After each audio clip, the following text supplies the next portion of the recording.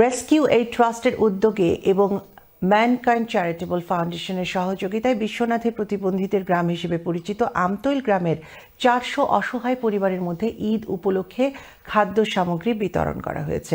ঈদের আগে এই খাদ্য সামগ্রী পেয়ে প্রতিবন্ধী মানুষগুলো প্রাণ ভরে দোয়া করেছেন দাতাদের প্রতি।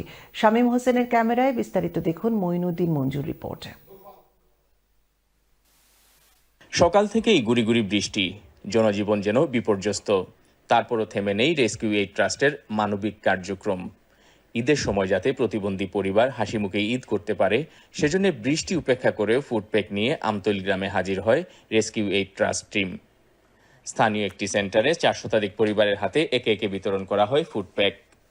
5 কেজি চাল, 2 লিটার তেল, 2 কেজি পেঁয়াজ, আধা কেজি রসুন, 1 কেজি চিনি, 2 প্যাকেট সেমাই, 1 কেজি লবণ এবং একটি গরুর মাংসের মশলা সহ বড় সাইজের এই ফুড প্যাক পেয়ে আনন্দে উদ্বেলিত ছিল প্রতিটি পরিবার।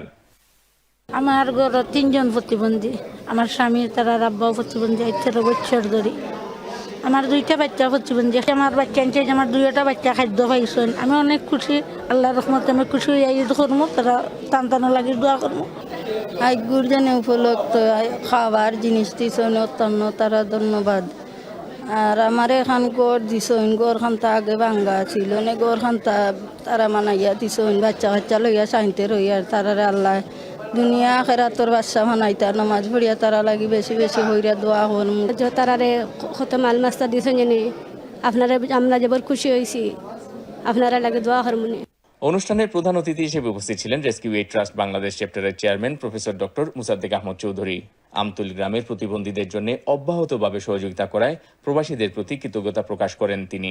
প্রবাসী ভাই বোনরা তাদের আর্থিক সহযোগিতা এবং সাহায্য অব্যাহত রাখবেন এবং আমরা ভবিষ্যতে যাতে আরো বড় পরিসরে তাদের কাছাকাছি পৌঁছাতে পারি এবং এই দান সাদাকার মাধ্যমে যাতে আমরা আমাদের ফুড কার্যক্রম বা অন্যান্য ইনিশিয়েটিভ যাতে চালিয়ে নিতে পারি।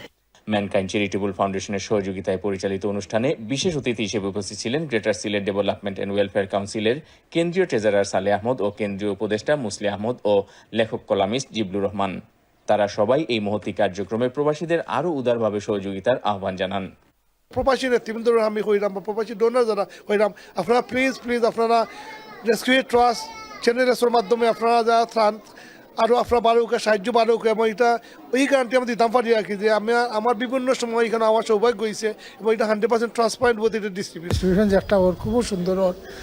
আর আসলে গতবার ঈদের সময় আমি কইয়া গেছিলাম আর কি, এখানেও এই গাঁওতে আসলে খুব বেশি নিডই আছে, আমরা যতক্ষণ পারি তারা সাহায্য করতাম।